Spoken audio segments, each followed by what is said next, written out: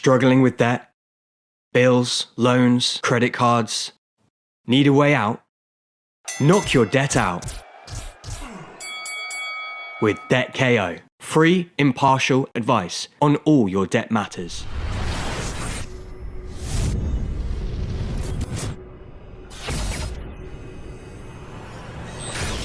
Hey, good morning / evening for everyone over in the UK. Welcome to the official Josh Taylor media Zoom call for Saturday nights / afternoons fight. Josh Taylor will be defending his WBA and IBF junior welterweight world titles against IBF #1 contender APINUN KHONYSONG. His first bout since unifying world titles in an absolute thriller against Regis Prograis last October. Since you've last seen Josh, there have been a lot of new changes in his career. He enters this bout with a new promoter, Top Rank, a new advisory managerial group in MTK Global, and a new trainer in Ben Davison, who is best known for being one of the prime architects behind the comeback of one Tyson Fury. This is a significant bout for Josh as he continues his quest to become the first undisputed junior welterweight world champion since Terrence Bud Crawford knocked out Julius Ndongo a few years back.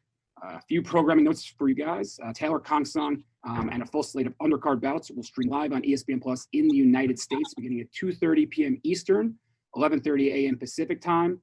And over in the UK, BT Sport 1 will have coverage of all the bouts starting at 7:30 p.m. British Standard Time. Joining us on the call today is Josh, as you see in front of you, Top Rank Chairman Bob ARUM, and Ben Davison, all of whom are on the call. Quick housekeeping before we get to the opening statements. If you'd like to ask a question, please use the request button on the Zoom call, or you can send me a private message in the chat button. So you can either ask to unmute or send me a private message in the chat, and I'll get you in the queue to ask questions. So before we get to that, I'm going to turn things over to the unified junior welterweight world champion, Josh Taylor. Josh, welcome. It's been a long time coming. It's been almost a year since you've been in the ring. With all these changes going on, how does it feel to finally get back in the ring and do what you do best? Yeah, it's been a good year, but to be honest, it's actually quite relatively flown in, to be honest. And it's with all the changes, with new coach, new management, new promoter, everything was just brand new. So actually, I think this COVID and the breakdown, everything, the lockdown and that kind of worked in my favour, because I was able to have a little bit more time with Ben to get to know him and work alongside him. So yeah, we're working really well. We clicked straight away, and everything's good. And it's good to get back in the ring. It's good to finally get back inside the ring and fight. Although it's a different atmosphere this time with no fans being there, but we've been practicing and replicating that experience in the gym. So we don't think there's going to be any issues. We're rocking and ready to go on Saturday night. We can't wait to get in there and hopefully put on a nice, strong performance. Now I turn over to Bob. Bob, Top Rank signed Josh back in January. Obviously, he was scheduled to come back in May, and COVID put a halt to that. But Bob, how excited are you to finally see Josh Taylor back in the ring almost 9 months after Top Rank signed him? Well, I'm excited, but I'm also disappointed. I'm excited because it's great to see Josh back in the ring. I'm very disappointed because who would have believed that when we signed him, our people, our staff, myself, wouldn't be in attendance at his first fight under the Top Rank banner. But it is what it is. And in these times, we're just happy that the fight is going to be on. It's going to be shown on ESPN Plus, which has now grown to almost 15 million subscribers. And we know we'll get a tremendous number of fans watching in the United States, and many fans as well watching in the UK on BT television.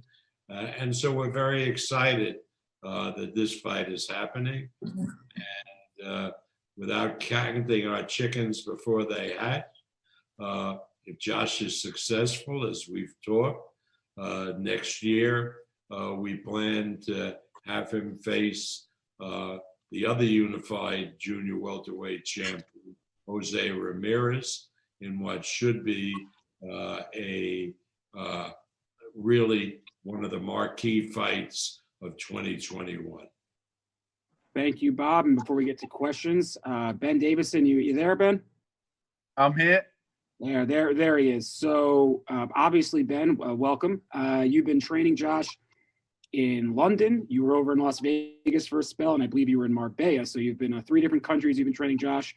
Obviously, he's been out of the ring for a while, but can you talk about sort of the benefit of having an extended training camp as you sort of get adapted to one another? Yeah, of course. I mean, Josh has cut me off of achieving what he's achieved, but it's amazing to think that he's achieved what he's achieved, but he's still relatively early in his career. So it's great to have been able to have some time to really implement those changes, and it's really starting to come together just at the perfect time. The little nuances that we've worked on, I'm starting to see Josh just do them without thinking, and that's what you're looking to achieve. So that'll all come together for Saturday night, that's for sure. Thank you, Ben. And a reminder to everybody, if you'd like to ask a question, please click the raise hand mechanism in the Zoom, or send me a private message on the chat. So just please do that. As a reminder, since I'm getting a lot of questions, this whole press conference will be available on the Top Rank YouTube channel shortly after it concludes. And all the video channels, you can feel free to bite content from that for your own channels. Feel free to use it. So that should answer everybody's questions. And Bob, Josh, and Bob, all 3 will be available for questions. So ask a question of whomever you would like. So we are going to get started here with John Gretchen. I hope I pronounced that right, John. Please go ahead when ready.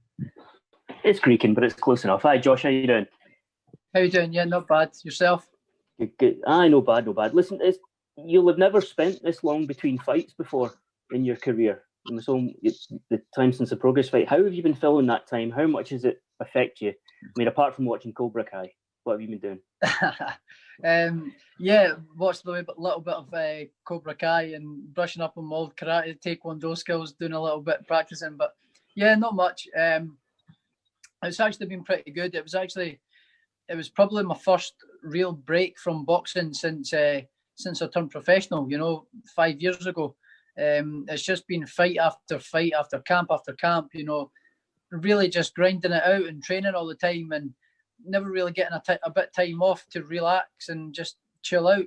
So the first when we come back from Vegas, when I was training with Billy Joe and Ben out there when he was preparing for Canelo, we had to obviously come back.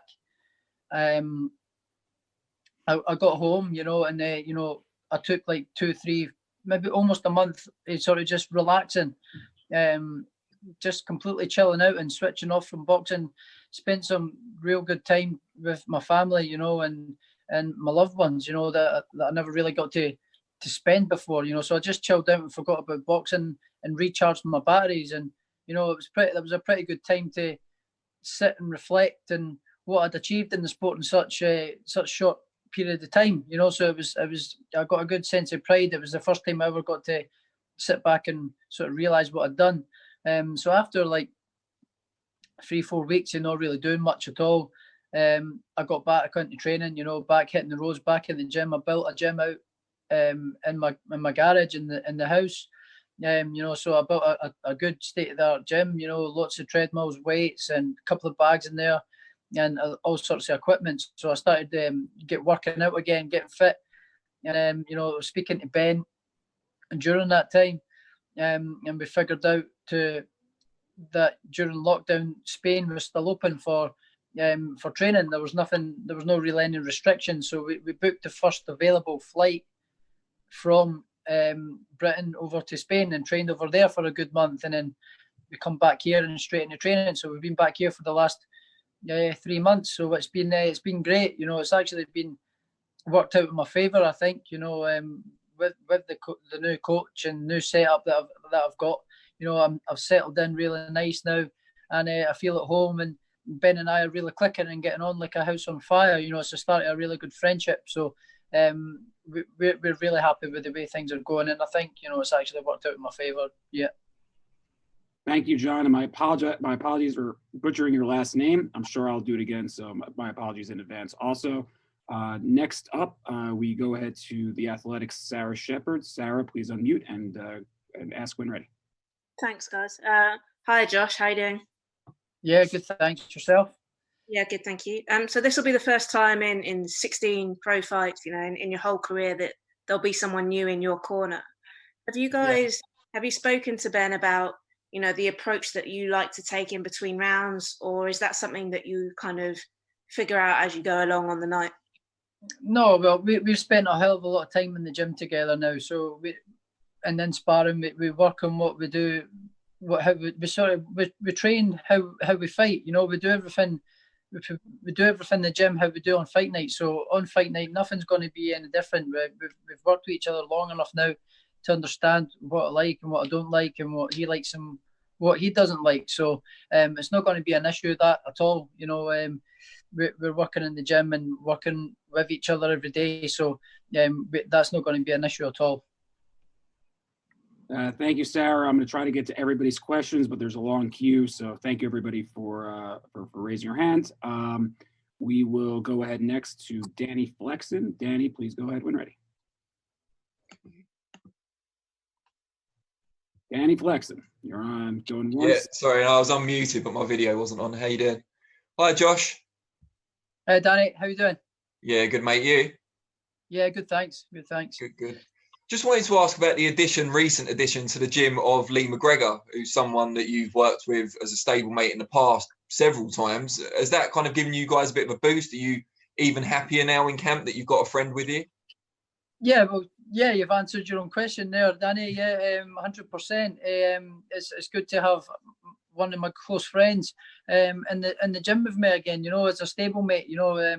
It's good having another fellow Scotsman in the gym, and a guy from the same city as well. So we're going through this journey together again.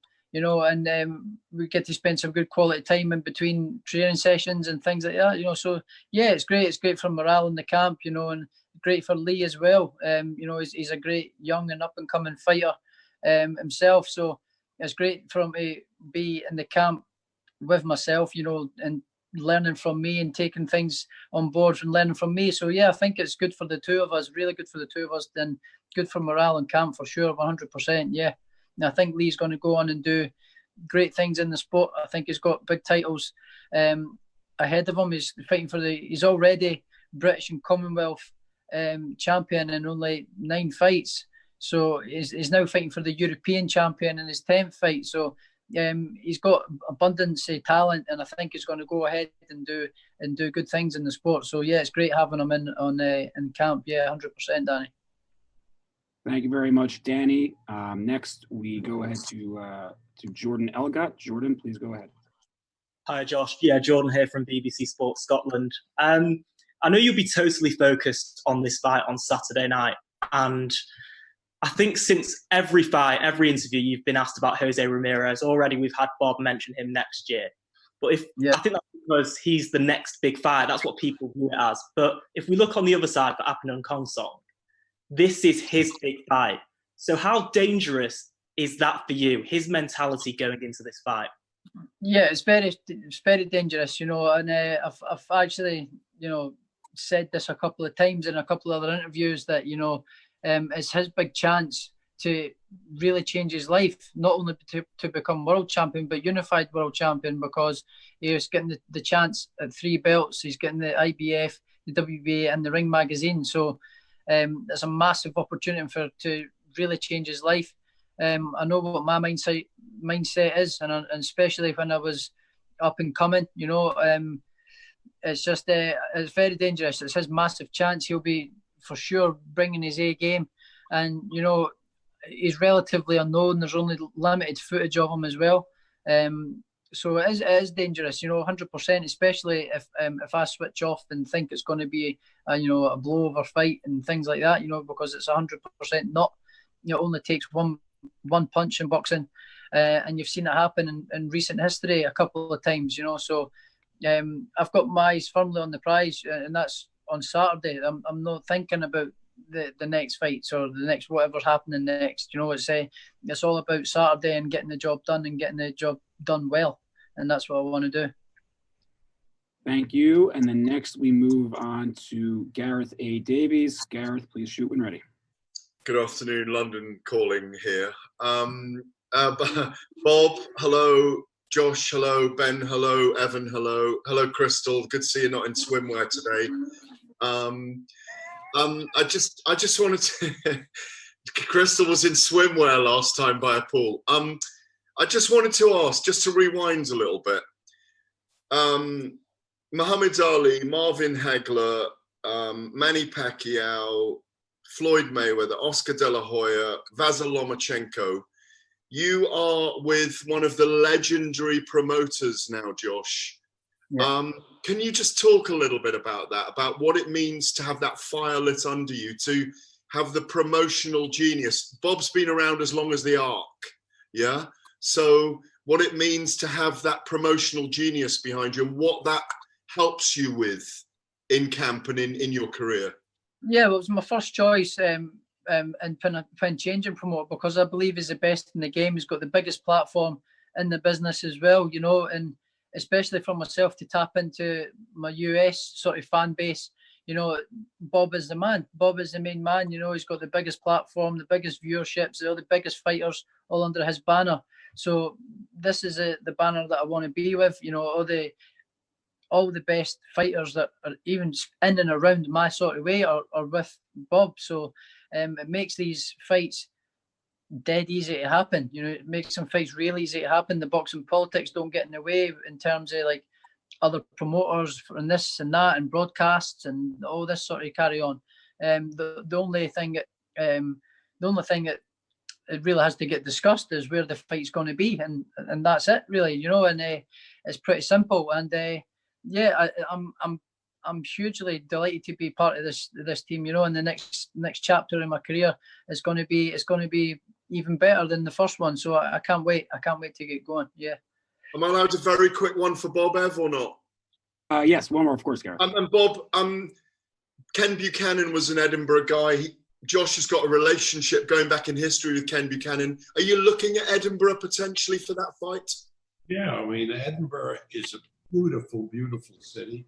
Josh and I were talking about the fact that it's, in effect, a university town. I've never done a fight in Edinburgh, although years ago I did a fight, I remember, in Glasgow. Glasgow is a little bit of a hard scrabble town compared to Edinburgh. But I'm looking forward to Edinburgh because a lot of the kids in the United States, my grandson, when they go abroad, a lot of them go to Edinburgh to do, you know, university work and visit friends. So yeah, I mean, and as far as Jose Ramirez is concerned, he said to me, he doesn't care where the fight is. Wherever it's economically best to do the fight, he's it for it. Whether he means him going to Scotland or to London or doing it back in the United States, wherever the fight makes the most sense, the fight will happen. Josh has, of course, a job to do on Saturday. You know, that's a funny thing, Garrett. You got this Thai guy who looks like he's heavy-handed, but who has he really fought in his career? Most of his opponents are unknown to us, but he looks like he's a big puncher. So you have to watch out, and Josh will have his work cut out for him, and hopefully he'll be victorious, and then we can start planning the unification of the 4 titles. Thank you, Gareth. Next we go to, from Scotland, Jamie Borthwick, who's got one question for Josh and then one question for Bob. Jamie, go ahead. Yes, I'm going to pick straight up with Bob, if that's all right, actually, because it kind of comes off of that. Obviously, we are really excited to have Josh fight back in Edinburgh again soon, and hopefully, bring a big title fight here. But let's be honest, Vegas is the center of the universe when it comes to boxing. Is Josh the sort of guy who can, be a star there, have his name in lights in Las Vegas, and when he takes a title fight there? Well, you understand, right now, if Josh fought in Las Vegas, maybe it wouldn't have a big impact. But if he fights Ramirez in Las Vegas, Ramirez has a tremendous Hispanic following.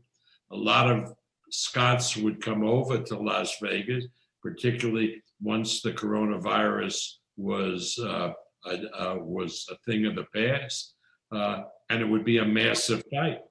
Yeah, and it's a great introduction to the American audience. His fight live in the United States against Ramirez. Boxing fans all saw his fight with Prograis, and so boxing writers in the United States and so forth put him in the top category of pound for pound fighters. But again, whether the fight's in the United States, in Las Vegas, or it's in Scotland, it's going to be a great, great fight. And let's just hope everything goes well on Saturday. So it becomes a reality. So just quickly then, Josh, it must put a fire under you when you hear, talk about where you're going to fight these huge fights. But you talked about no complacency, that, that must play into it. You can't get to these places without taking care of business just now. Yeah, 100%. Every fight is as important as the last one. It's I'm not looking forward past this guy at all. I don't know. Everybody keeps saying next and inspecting this, but I think I'm the only person that's not looking past him. Myself and my team and Ben, we're not looking past him. We're fully concentrated on him because we can't afford no slip-ups. We're at the final hurdle of these big fights that I've always dreamed of. So yeah, I'm not looking forward past this guy at all, not one bit. So my mind is fully focused on this job. Thank you, Jamie. And next we move on to somebody that Josh, you'll be meeting very soon. ESPN's own Bernardo Osuna. Bernardo, go ahead. Hey, Josh. Good to meet you over this medium at Yeah. least for now. Looking forward to actually having you in front of us and having these conversations in the lead up to whatever fight comes next. But I'll be calling the fight on Saturday here in the United States on ESPN Plus, and I'm really interested to know, and this question's for you and Ben Davison, what have you guys specifically been working on? Because when we look at that amazing fight that you had with Regis Prograis, you were able to bully the bully and really do some different things in the ring. But I know that there was some concern in terms of developing defensively, footwork. What have you and Ben been working on specifically for this fight to turn you into that complete fighter that you can be? Well, that's when you'll just need to wait on Saturday and see. We've been working on a lot of things. It's not just one thing. We've been working on loads of things. Just brushing up on the skills that I already have. And making my strengths even stronger and making my weaknesses a little bit stronger as well. We're working sort of in all areas. We're working on improving in all areas. So you'll see on Saturday that what we've been working on and what we've kind of been trying to do and achieve in recent times. So you'll see that on Saturday, and it'll be a good performance. I feel I'm going to put on a good performance. I ask Ben a question. Yep. Ben, so you saw what Josh could do on tape, maybe even in person before. What surprised you the most about what he's capable of doing in the gym, the way he picks things up, and try his IQ? The biggest thing that actually impressed me is actually the way he sets himself goals. Someone that's achieved what he's achieved in just 16 fights. He become world champion, wanted to become unified world champion, achieved that. Now he wants to be undisputed, and he just keeps setting himself new goals and new goals and new goals. And that for me is something that often a lot of fighters lack when they get to the top level. You don't really see fighters and a big part of it is believing in themselves. And Josh believes in himself, and that's a key trait to have if you really want to keep going on and achieving more in the sport like Josh does. Thank you, Ben. Thank you, Josh. Next, we go over to Jake Donovan from Boxing Scene. Jake, you should be unmuted. Go ahead, sir. Great. Thanks, Evan.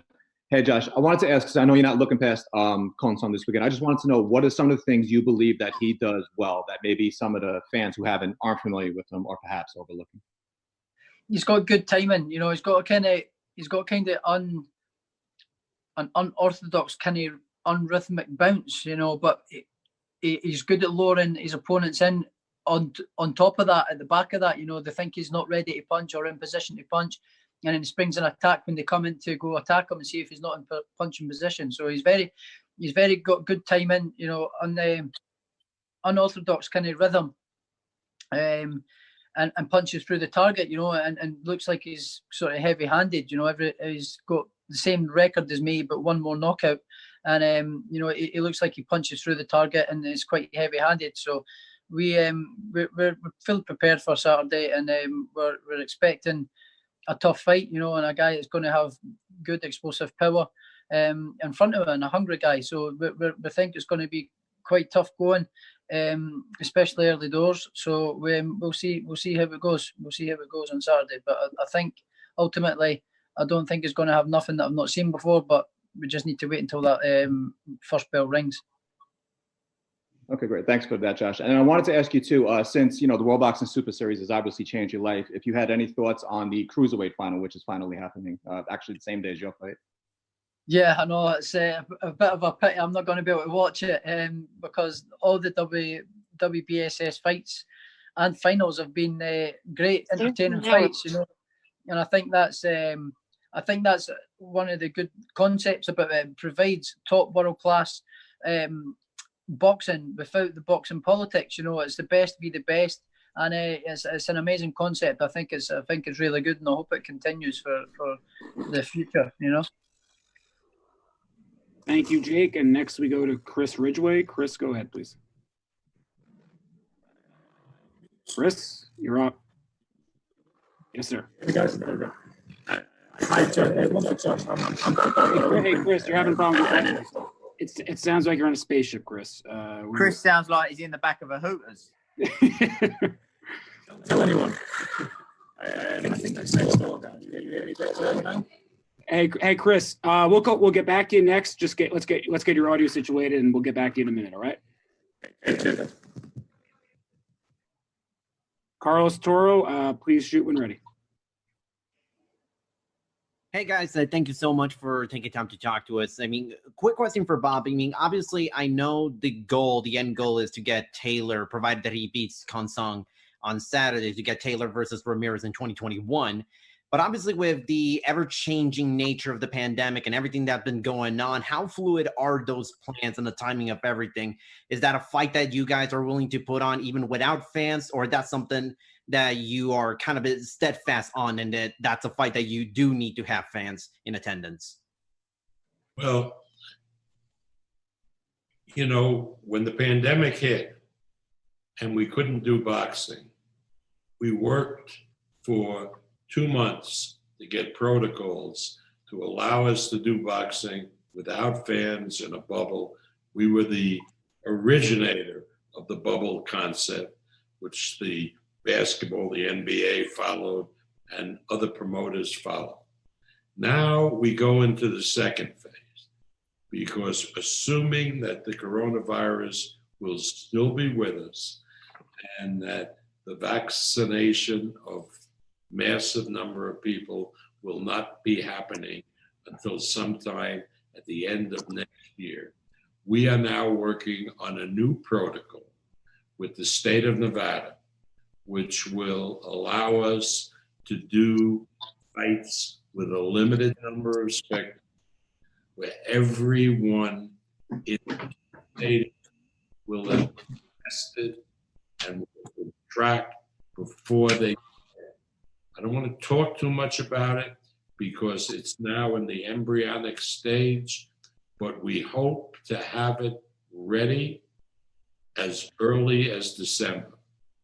And that will then open up the ability, at least in the United States and Nevada, to do fights in a safe environment with spectators. And hopefully that protocol can be adopted if it works, and I believe it will.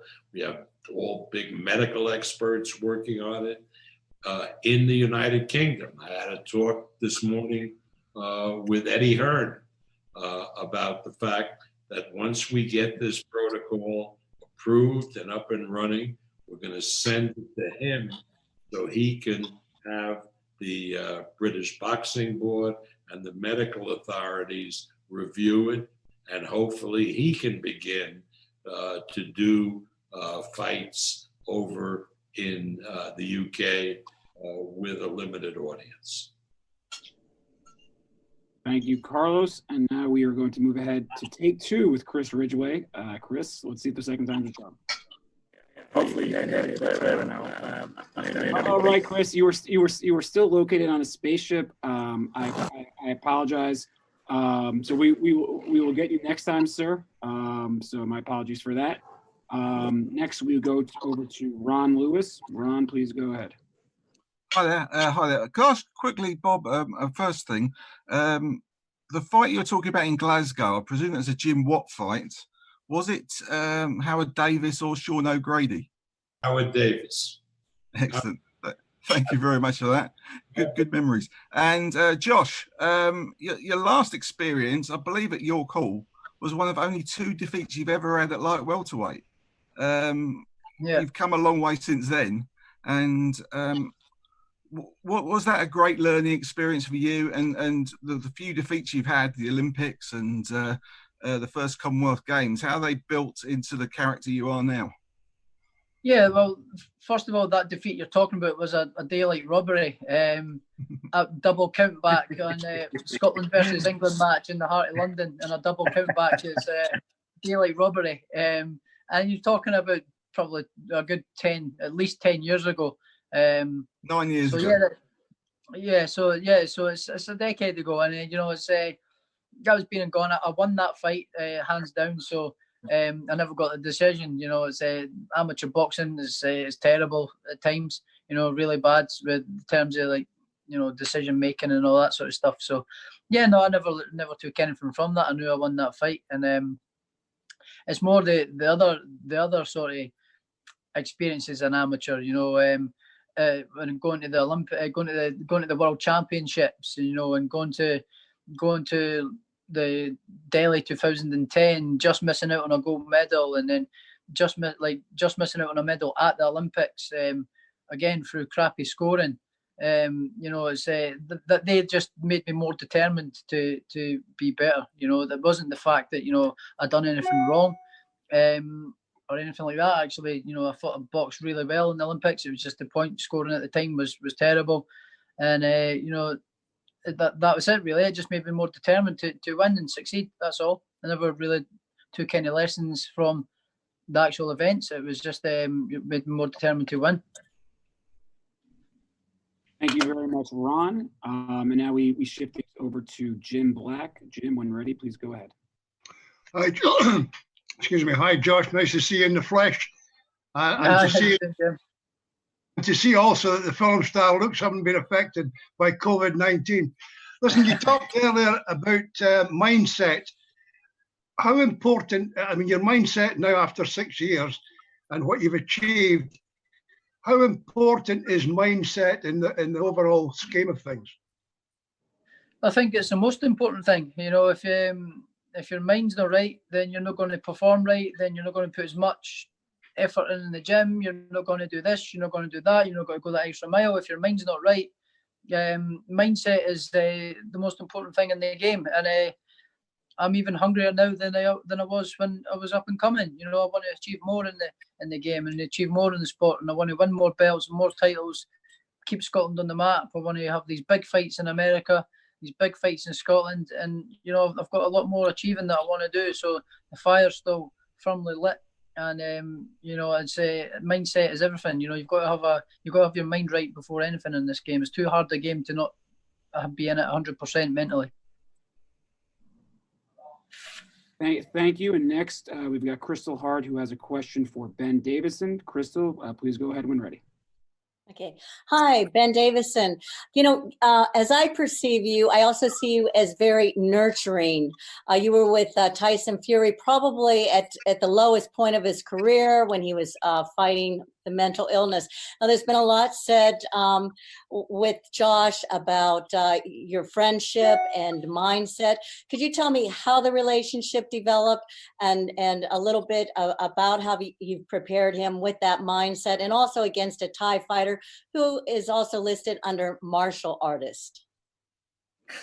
Yeah, I mean, it's a very different situation because, as you say, you know, when I first started working with Tyson, he was obviously suffering with a hell of a lot of problems and isn't quite the man that he is today. You know, it was very different with Josh because Josh come to me with a sound mind, know what he wants to achieve, and knows his goals. So it was a very different situation. But with Josh, it was a case of just you have to spend that first period learning to get to know somebody.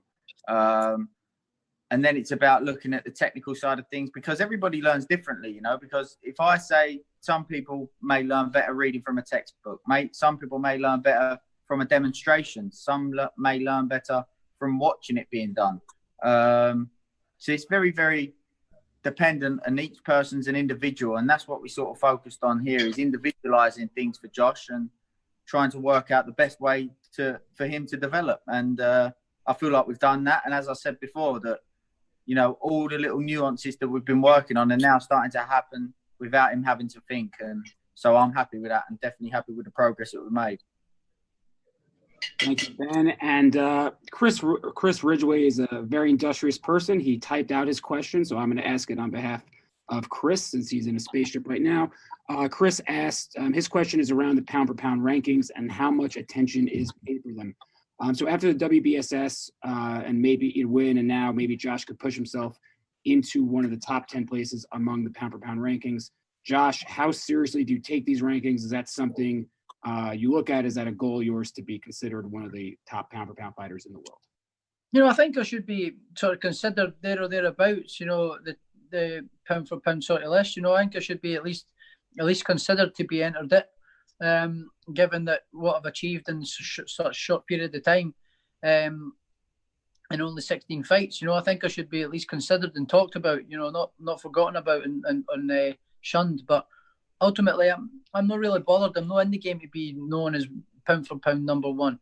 You know, I'm in the game to be world champion, to be the best I can be, and beat anyone who's put in front of me, you know, and be the best fighter I can be. As long as I'm still winning, that's all that matters. I just want to win, and that's all that matters to me. So that then if I keep winning, then the rankings will speak for themselves. So I'm not really too fussed, to be honest. I'm not really too fussed at all.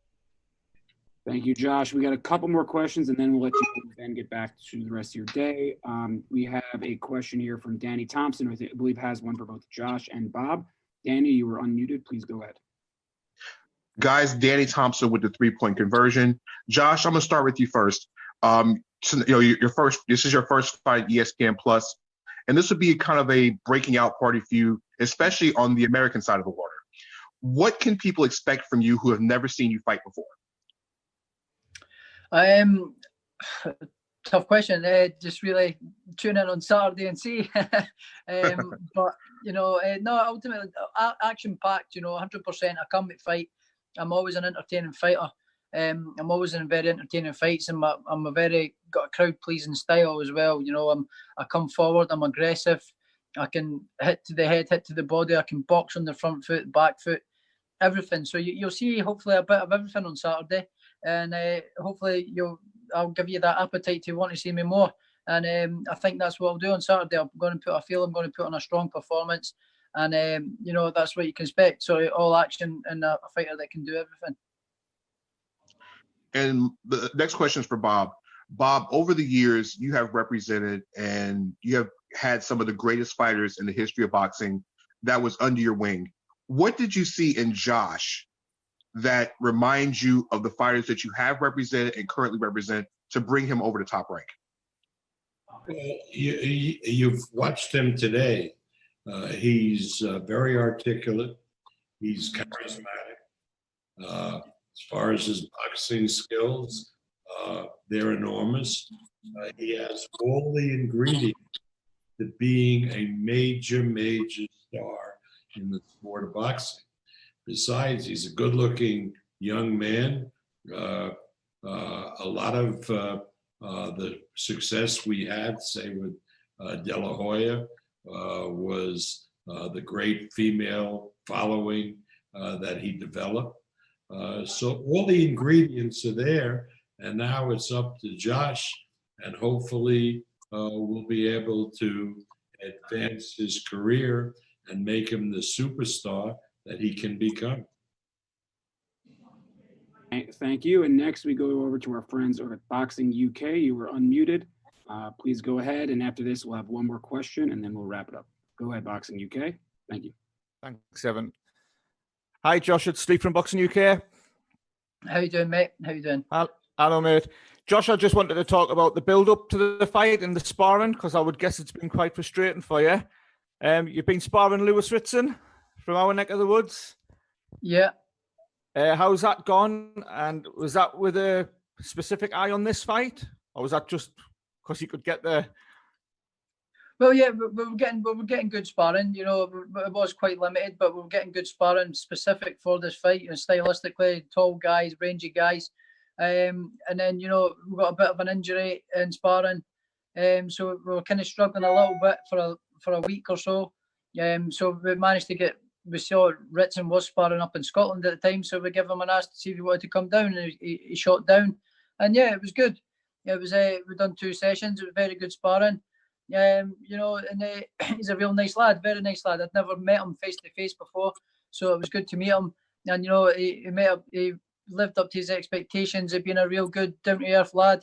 And you know, we're not too similar, we're not too different, us Scots and Geordies. So yeah, it's we've had a good crack together, and real nice lad. Yeah. But no substitute for getting in the ring, mate. I bet you're itching. Yeah, can't wait. I can't wait to get in there on Saturday. It's been a long time out, and it's good to keep the ball rolling. Yeah, 100%. Good, mate. Good luck on Saturday, Josh. Thank you very much. Thank you. Thanks, pal. Lovely. Evan, can I ask Ben a question? Of course, yes, of course. Hi, Ben. Hi, mate. Hello, mate. Ben, obviously a lot of people talk about when you took over Tyson, and a lot of that was actually rebuilding the man as much as the fighter. What's it like when you get such a talented guy as Josh? Is it like you're looking for little tweaks, or is it overhaul? Well, you can always keep improving, you know. It's the old saying, you can never stop learning this game, and it's so true, you know. And the same with Tyson. For me, if you look at the Vladimir Klitschko performance and the Wilder performances and the other performances that come after that, he improved, you know. But during the comeback, people would ask the question of, how do you improve that fighter? And it's the same with Josh, you know. He's had some phenomenal performances, got a bag full of skills. And the most important thing is knowing when, what, how, and why to use those tools. And that's really what we're focused on. Thank you. And then we are going to close the question and answer portion of today's proceedings with Cynthia Conte. I apologize that I cannot get to everybody's questions. Josh is an extraordinarily popular guy today, so sorry about that. So my apologies. And Cynthia, please go ahead when ready. Good morning, guys. Good morning, Bob. Good morning, Ben and Josh. 2 questions. One it's basically Josh and Ben. Ben, I know you recently went with Carl Frampton to a fight in the UK to experience the no spectators. Talk about the initial reaction you had for that when you went, and then to back up on that question, Josh, how have you prepared Josh for something like that, since he's used to fighting in massive crowds? Yeah, well, obviously, you know, it was going to be something different. It wasn't something that I could give information to Josh about, because I'd never experienced it before. So we made the decision to go to the show to get a feel for it. When we first walked in, it was a bit like, whoa, you know, took us back a little bit. But funny enough, it was Josh said to me, once one of the fights got going that grabbed our interest, you know, he was like, I completely forgot that there was no crowd, you know, and he actually enjoyed it. And it was exactly that, you know, and we realised from that not only did we become familiar with the surroundings, but once the action really gets going, you know, the focus is on the fight and you're not really focused on the crowd. So, yeah. And Josh, how have you been able to prepare? Do you just think of it as a sparring session? Well, yeah, it's kind of what we've been doing in the gym. You know, we're always trained without no music, without no talking.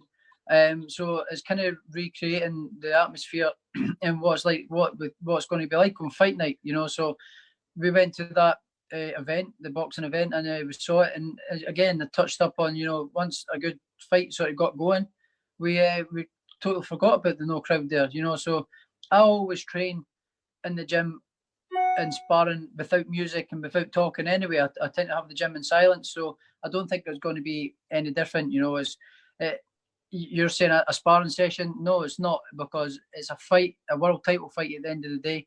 The cameras are there, my reputation's on the line, my titles are on the line, everything. So no, it's not. It's 100% serious, and I'll be up and nervous and ready for it on Saturday night. Good luck to you this weekend. Thank you. Thank you. Thank you. And before we go, guys, Bob, just your final thoughts on this event and just sort of the excitement you have in finally watching Josh Taylor perform. Yeah, I'm looking forward to Saturday. A lot of people will be watching here in the United States on ESPN Plus.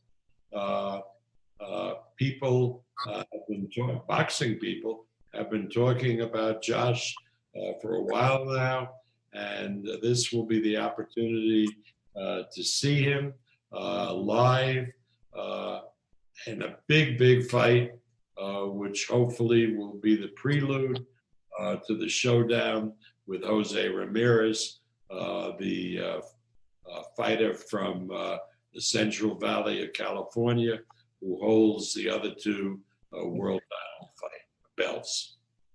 And thank you, Bob and Josh. It is only fitting that we go to you for your final thoughts. Just please sign off your thoughts on the fight as we head to Saturday night. Yeah, I'm looking forward to the fight on Saturday. You know, it's been a good time out from the ring, so I'm good. Looking forward to getting back in there and keeping the momentum going. You know, I feel very fit, very sharp, and you know, I'm going to put in a good, strong performance on Saturday. And I just hope everyone tunes in and enjoys the show. It's going to be a good fight, and hopefully this is the start of big things to come. Hopefully. Thank you, Josh, and thank you, Ben. And a reminder to everybody: Saturday night, Saturday afternoon in the United States, 2:30 on ESPN Plus. In the UK, BT Sport 1 will have coverage at 7:30 p.m. Eastern. So a nice afternoon/evening of boxing on both sides of the pond here. And we look forward to seeing you all Saturday night. And thank you to everyone who came to the call, asked questions, and participated. We greatly appreciate it. And we will see you all Saturday evening/afternoon. Thank you. Struggling with debt, bills, loans, credit cards? Need a way out? Knock your debt out with Debt KO. Free, impartial advice on all your debt matters.